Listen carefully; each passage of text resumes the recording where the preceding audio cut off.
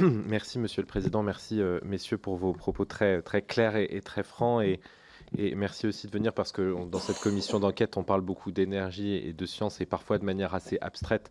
C'est aussi important de rappeler qu'il y a des dizaines et des centaines de milliers de salariés qui font tourner nos centrales, pas que nucléaires d'ailleurs, mais qui nous permettent de produire de l'électricité en ce moment même. Et merci pour votre assiduité à nos travaux, puisque vous y avez fait référence à de nombreuses reprises.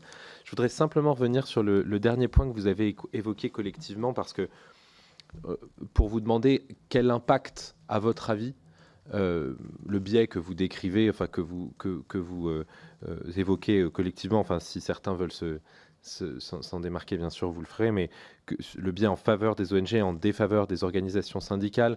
Vous avez, Monsieur Grillet, aussi parlé de la question de l'intégration de l'énergie au sein du ministère de l'Environnement.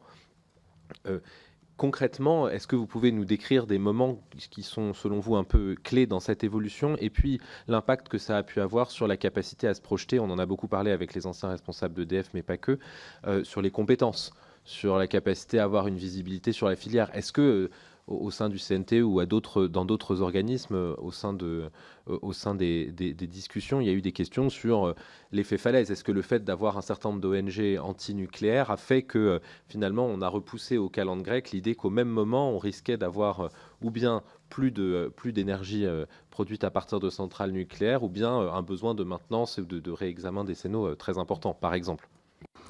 Je vais essayer d'apporter un premier élément de réponse. C'est l'asymétrie dans le dialogue environnemental a conduit à ce que beaucoup de débats depuis 2012 se résument à les énergies renouvelables sont vertes, elles sont donc miraculeuses, donc pourvoyeuses d'emplois.